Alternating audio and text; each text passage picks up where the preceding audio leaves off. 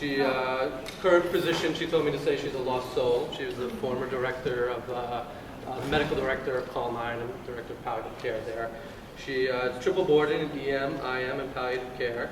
She trained here in EM/IM from 2002 to 2007, and I think still the only person who's ever served as chief for 2 years, in 2006 and 2007. And she was former faculty here from 2007 to 2014, and as I mentioned, was a former PD at the EM/IM residency before that. So big warm welcome.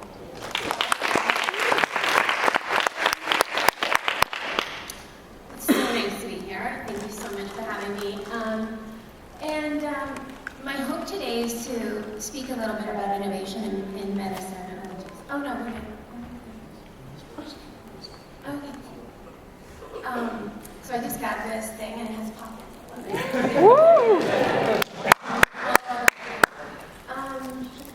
So I wanted to speak about my personal experience in innovation in medicine as an academician. And so it's just my personal experience. I'm going to speak a little bit about certain theories and processes that I've engaged in, but please forgive me if I make gross generalizations. This is strictly my path to here, and where I am today. So, like so many things, it always change and really cool things start with like a cool story, and mine isn't that exciting. Just how are you? It all starts with a story. And for me, it was a really big, life-changing event. We moved from here to California. And usually these life-changing events are like moves, deaths, graduations, moving across country, having a child. These things really, really can be jarring and jolting. And I always say that these moments are really big in terms of providing opportunities.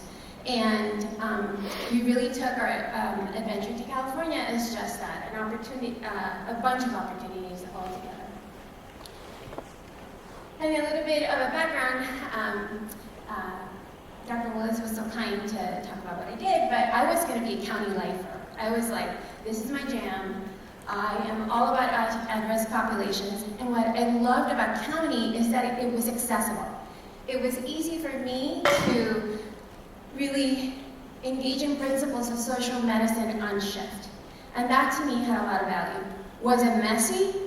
Hell yeah. It was, county's always been a little bit messy, but the people that I was surrounded with and by were mission driven, and that was perfect. That was exactly what I needed and wanted, and my coffee's here, so it might go private.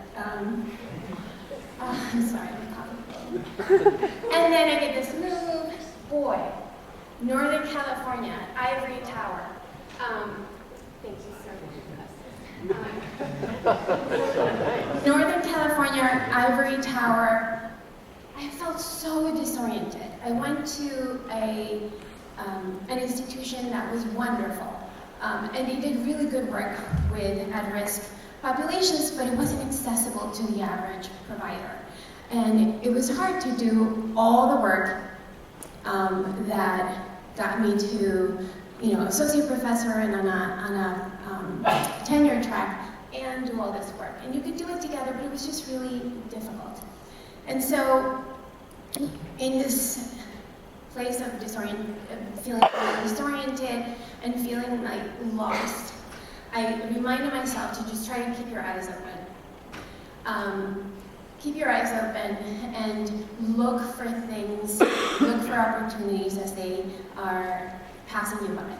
I want to make a note that it was really hard to find a picture of eyes of a black and brown person. It was really hard to Google. I was like, black skin, the brown skin, find one, that's the best I could do. Yeah. And so this telemedicine company came along, Call 9. It was novel and interesting, and what it triggered in me was this excitement of helping and dealing with at-risk populations again. And specifically, skilled nursing facility patients, elderly patients, who they're physically removed from society's sightlines, right? They're literally in a physical place, and we sort of forget about them. And listen, it's totally fine that people go to nursing homes, but it's really interesting when you look at it in a meta way that these people are sort of removed. And so it triggered a whole lot of excitement in me of, wow, I can be engaged with these at-risk populations again. And so I started working with them. And the things that I knew about skilled nursing facility patients were that there was a lot of need there, and they are at high risk of suffering. And specifically, there's some data that you all know because you work in the ED, but I'll bring it up, is that about 19% of ambulance transfers to the ED come from SNFs, or skilled nursing facilities, long-term care facilities, and this is specific data to the New York metro area. That's a lot of patients. That's a lot of work. That's a lot of resources going into caring for these patients. The CMS, whether you love them or not, believe that about 2/3 of these visits are considered to be unnecessary, that patients could and should be able to be treated on site. And about 1 in 5 will be readmitted in about 30 days. And so to me, there were just so many opportunities and so many users, we call them in the startup world, but so many populations of people that would benefit from bringing the emergency department to the bedside. My colleagues in the ED would be like, oh, wonderful, I don't have to deal with the patient who came up with a handwritten note that's like carbon copy, and I don't know what they're allergic to. I don't have any medical records. I don't know, the family member contact list is, the numbers disconnected. Wow, I can help them there because I'm taking care of the patient. I have access to the facility EHR, and I can treat them. And then from the patient standpoint, 2/3 of these transfers are unnecessary. Yikes, could we help the patient at the bedside and prevent agitation that then leads to 5 and 2, that then leads to aspiration, that then leads to a Foley catheter, that then leads to an iatrogenic infection. Boy, wouldn't that be amazing? That would lead to a prolonged hospitalization that would potentially give them a post-admission syndrome in which the patients get sometimes subacute or chronic cognitive impairment from this hospitalization because of change in environment. So I felt like, wow, patients would totally benefit from this. Yay! And then, less concerning to me, but from a social standpoint, probably a really great idea, is $40 billion are spent on these patients. It's a lot of money. And the bang for buck isn't there. What are we doing for the quality of life? Not a whole heck of a lot. And now that 30-day readmissions, everybody gets smacked and goes to the principal's office, it's really, really important that we look at these visits and try and help so that insurance companies, hospitals, SNFs, or nursing homes, and patients are happy. So it just felt like there was so much opportunity there, and all these things aligned. Doing right by the patient, aligned with what CMS and the money people were talking about. Yay! And so I'm in it. Let's go. And so I started doing the work. I started taking shifts, and boy, did I see a ton of suffering. And yes, like I was seeing pathophysiology, 100%. I was putting people on bike bath, and I am Lasixing them. I'm using Lasix as a verb. And treating at the bedside, preventing hospitalizations, transferring people who were on the verge of death and dying, but was doing the work and preventing hospitalizations, but I saw a ton of human suffering. And Teresa's done some of this work. The lack of autonomy in our patients, the lack of ability to communicate, to feel that you're engaging in shared decision making, all this led to a level of suffering that to me was like so intense, and I felt like this feels really good. I'm doing good work, and I'm seeing all these familiar faces. It's so exciting. I'm doing all this great work, but I feel like there's something missing. There's still a missing piece. There's an emptiness there. I think we're still not in it. We're not really giving full patient-centered care. And so I did a lot of soul searching and a lot of thinking and a lot of trying to figure out what can I add. I have 2 babies at home. I'm doing this new job. There's just so many things happening, but I don't know that I am meeting my mission. What is it, my EB tag? I think that there was I was like, I'm doing good work, this is great, and I'm buying into the mission, but there's something missing. So guess what was missing? I did that on purpose so that I could use it. Palliative care. I was like, we need a palliative care program. I did the hand clap. And I realized that that was the missing piece. We were giving great compassionate care, but there was something missing. Patients didn't have advanced directives, didn't have MOS. Those who had MOS were some busted up MOS, like, CMO, but intubate and do CPR, which immediately led me to think, oh my goodness, this is a problem. And just to clarify, MOS or POST are medical orders of life-sustaining treatment. And there's the actual physical orders that translate the patient's goals and advanced directives into actionable medical orders. Patients weren't engaging in shared decision making. That was a really huge problem. How many of you think that social workers in skilled nursing facilities have training on communicating with chronically ill patients? They should, right? They should have some. How many of you, how about this? How many of you think that a social worker working at a SNF should be a medical social worker? All of us think that they should have. That's not the case. And that's really important to know because even though I worked in ED and I was a hospitalist, there were some assumptions that I made when I saw the patient full code by default. And so I was like, somebody must have sat down and had these conversations. They don't happen. Or they happen with, here's a menu of options, go ahead and check all the boxes that you think feel right. And that's a problem because we need to engage in shared decision making, right? And we need to be brave and say, as experts in emergency medicine, that, hey, your mom will stop eating, your mom will die, her bulbar muscles no longer work, and she's going to continue to aspirate. And if you do this, isn't going to make a difference. That's a brave thing to do because you know that that's what happens in dementia. Patients can't make decisions that make sense for them unless we teach them, right?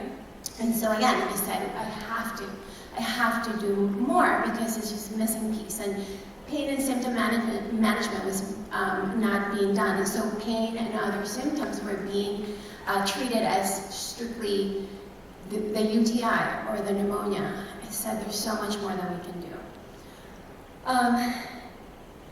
And then I just started thinking, I can't do this. This is crazy. I can't do this. This is too hard. I'm really touchy-feely. I might end up crying during this lecture. Like, I am heart on the sleeve, total empath. Like, it's incredible. And how can I engage somebody through a tablet? How can I help them feel that connection through a tablet? So that was a tough thing. But I had been doing emergency medicine, and I took a gentleman with an O2 stat of 70% and treated them and put him on BiPAP, gave him IM Lasix, this nitro, did all this thing, turned him around, and within half an hour was high-fiving the tablet. I was like, I can do some critical care through a video platform. Why can't I just have a conversation with another human? So I still was like, I can't. But the biggest barrier was, gosh darn it, I am entering the unknown. This is so hard. Everything I've done up to this point, even when it's been like new and sexy and people are like, ooh, the latest and greatest, the reality is that a path was already laid out. And this was something that I had to is something you want to avoid at all costs. And in addition, failure, even if you know there's a system-based problem, failure or a bad outcome is a mark on your character. And so, boy, I had a whole bunch of crap to sort of get over. And so I had to start thinking about how I wanted to move forward, and I had to change my mindset. Has anybody heard of Carol Dweck? Any parents here may have heard of Carol Dweck. Of course you have. So Carol Dweck is this amazing researcher out of Stanford who studies abilities and the acquiring of abilities in education, in children, in adulthood. And she believes that mindsets are on a spectrum, but for the most part, on one end, you have a growth mindset, and on another end, you have a fixed mindset. And guess which mindset I was at? I was more the fixed mindset person. I was like, failure is a limit, it shows a limit of my abilities. I don't want to even go that way. It's not okay. And I had to think more from a growth mindset. I had to believe that failure is an opportunity to grow, because she believes that if you have a growth mindset, it is okay to fail. You're not you didn't make whatever benchmark you set for yourself yet, the power of it yet. But that with everything you engage in, despite of outcome, there's an opportunity to grow. She did a ton of research in inner city schools, and regardless of your socioeconomic background, if you have a growth mindset, you can really excel academically. And so I had to tell myself, yes, I really want to my gut is telling me doing telepalliative care is a really good idea. So I have to get over myself and just change my mindset. And that's kind of what I did-ish. I started thinking, this is a challenge, it's an opportunity. Challenges help me grow, as opposed to I don't want, I've been doing this long enough, it's working fine, I'm just going to follow the status quo. And what that made me have to do, and I'm so sorry, I don't stretch my stuff out too much, it doesn't project so great. But what I had to do was be open. And I'm, as I said, an empath and just heart on the sleeve to begin with, so I'm pretty vulnerable for the most part, but there's some things that I don't I'm not vulnerable in, and that specifically is my clinical acumen, my intellect. I hold that really close, and I had to be open. I had to be vulnerable. I had to say, I need to learn more. And Brené Brown, A Call to Courage, if you are taking a flight somewhere and want to do a little bit of self-help, you can download from Netflix.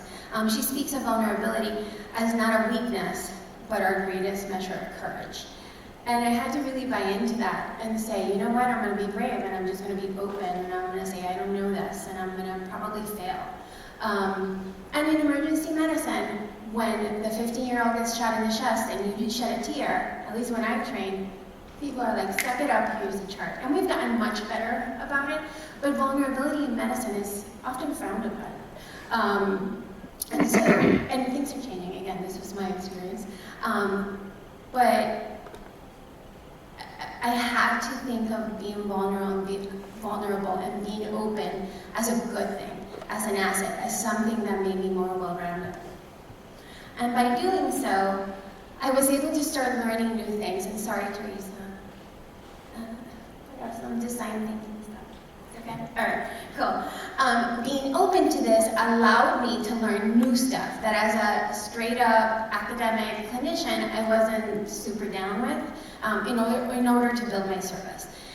And so I had to learn a little bit about the design thinking process in order to build this product that I was trying to innovate and build.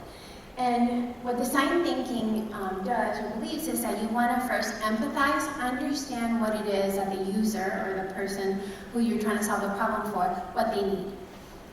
You talk to a bunch of people, you observe the problem at hand. Then you define what the problem is.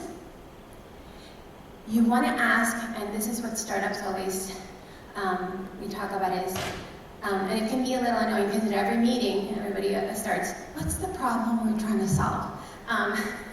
Depending what kind of day you're having, you're like, oh my God, can we just get to the meat of it? But you want to define what it is that you're having a problem with, or that the user's having a problem with. You then want to ideate, come up with ideas on how you can solve the problem. You prototype it and then you test it. And the beauty of it is that there's iteration. You loop back in and you said, oh, I learned here, now let's go back, we need to redefine what the problem is. In my case, it may not have been that patients didn't have goals of care discussions. It may have been that they had no autonomy. And so I needed to really figure out what it is, define it, empathize, and go back into that loop.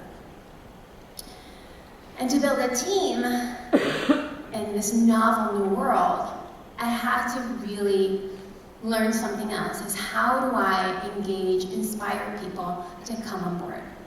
Again, it's vulnerable, open, I was like, okay, I think I can talk to people. I can used to be known for being able to get anybody to consent to any procedure, so I felt like I can sell ice to Eskimos.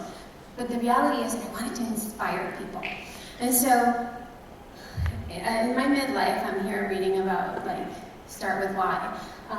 And so, Simon Sinek, he has some fantastic TED Talks. I think they're interesting for anybody who's a human being to hear and read. He believes very strongly that successful companies, successful businesses, successful groups inspire people by telling people why they do what they do. Most people tell you what they sell and how they sell it, but they don't tell you why.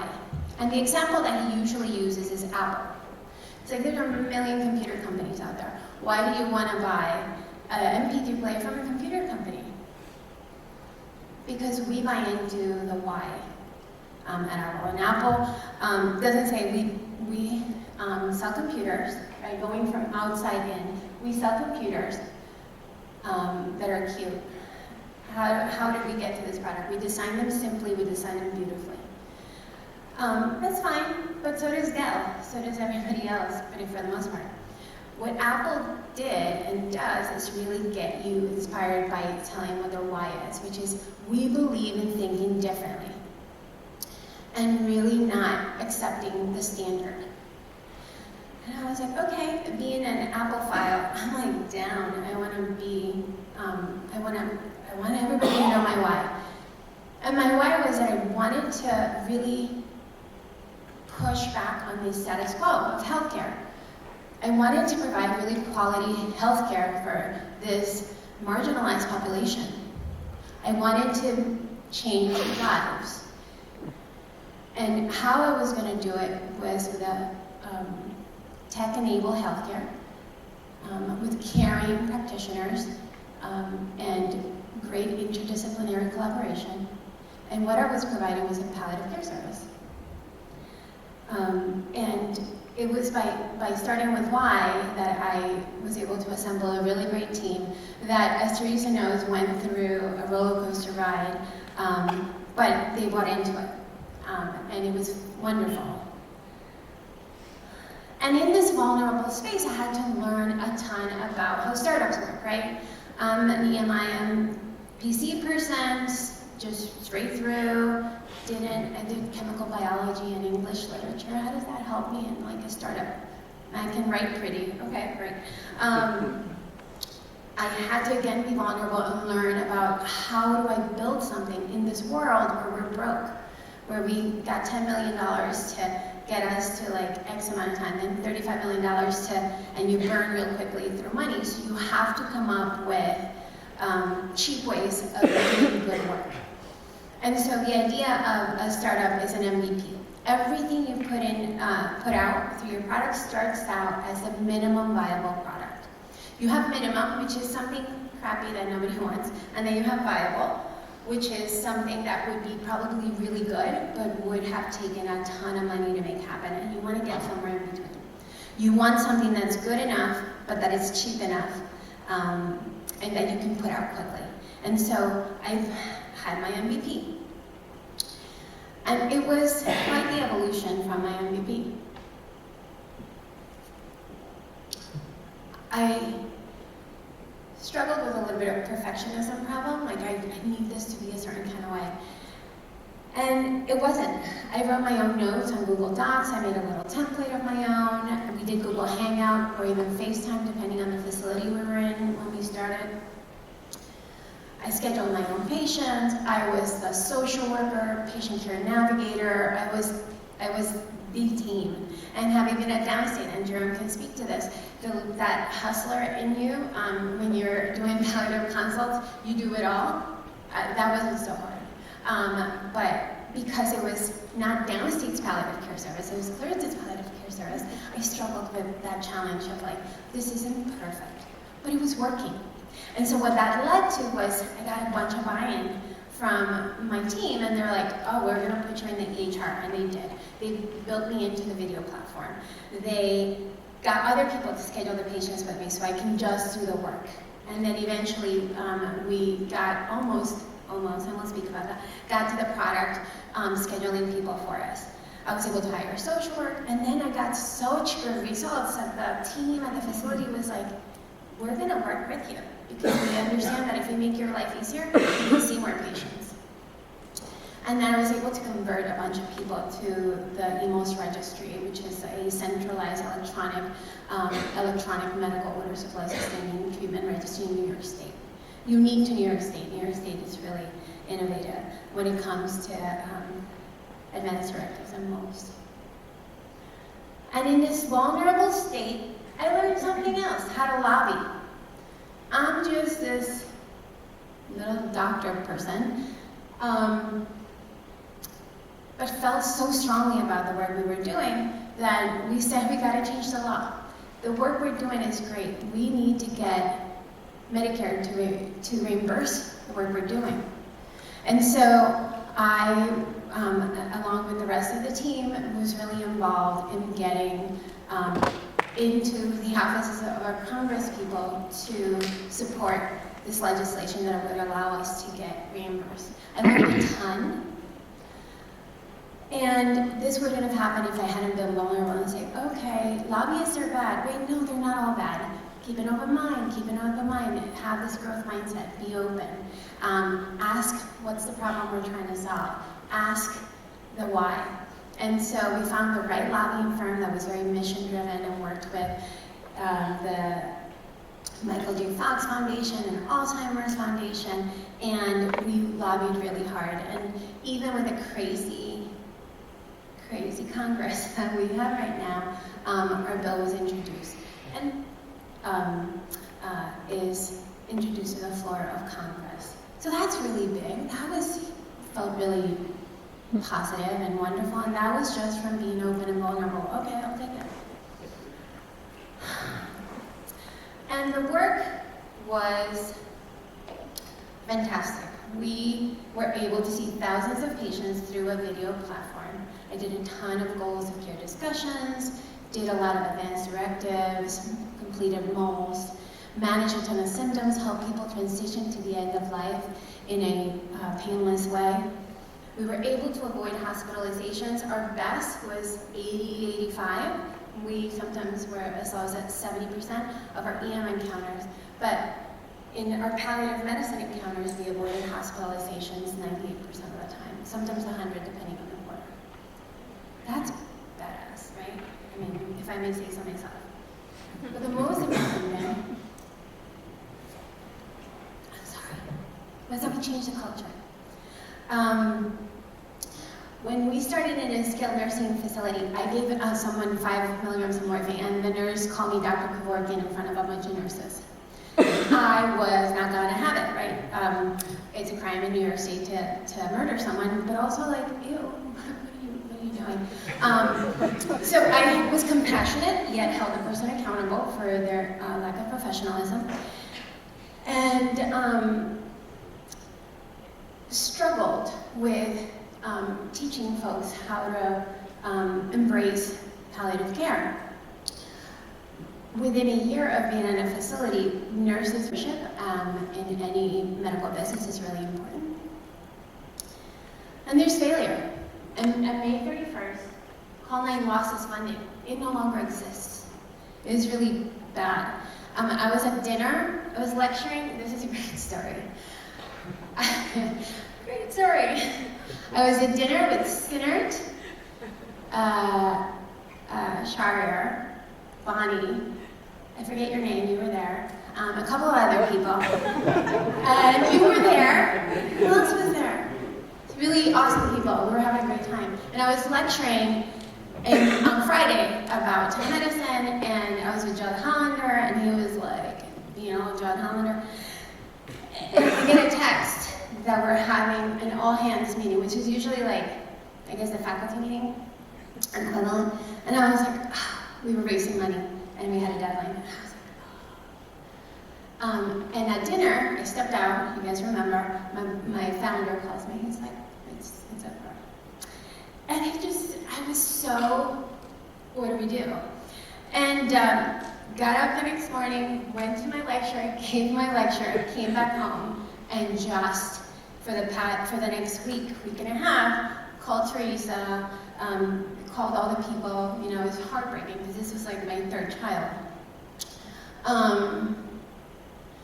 And closed the service safely. I did the last shift, took an image shot of this shift and posted it online to our team.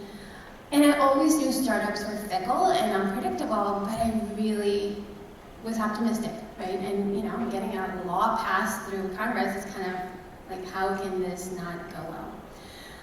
But boy, had I been worried about my startup failing, I wouldn't have done this. I wouldn't have served the thousands of patients that I did.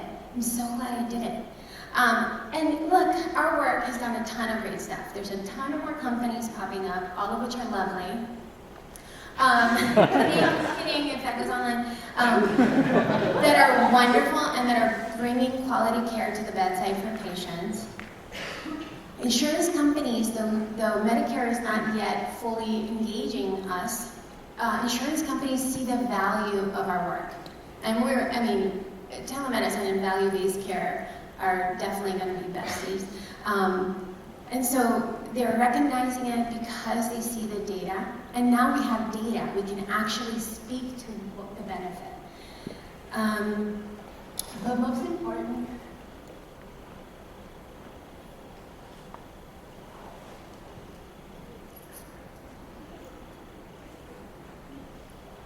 and so, I promise I'm going to do this. No, just kidding. We got 5 minutes in. What? We got 5 minutes in, you're good. Nice. Usually there are actual straight up tears that come out, but that was really special.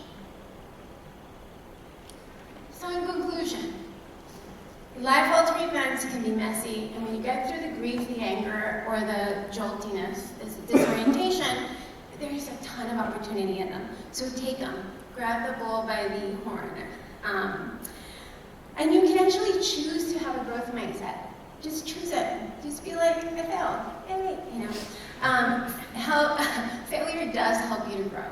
I am a way better human today than I was 4 years ago. And please, when done right, telemedicine is medicine. It's not just an adjunct. When done well, it really can impact healthcare. Keep an open mind. Had I listened to my wonderful mentors and colleagues who were amazing, I wouldn't have had those experiences. And I'm really glad I did. I don't have a job now, but that's okay. But yeah, this is a really great new world that we're heading into, and it takes people who are mission-driven to make it high quality. Don't let somebody who just wants to make a buck, don't let somebody who just is burnt out and tired, and that's what they do in telemedicine, do it. You get in there and do it, or whatever it is that you want to innovate in.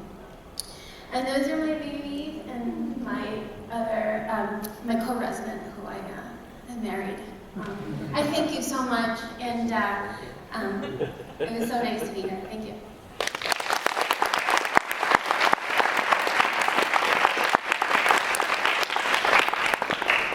I know it's sickening, so I'm going to go ahead and do that. Any questions? Oh, yeah, question.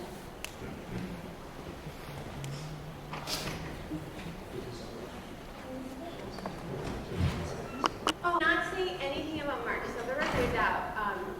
Having filed a police report, so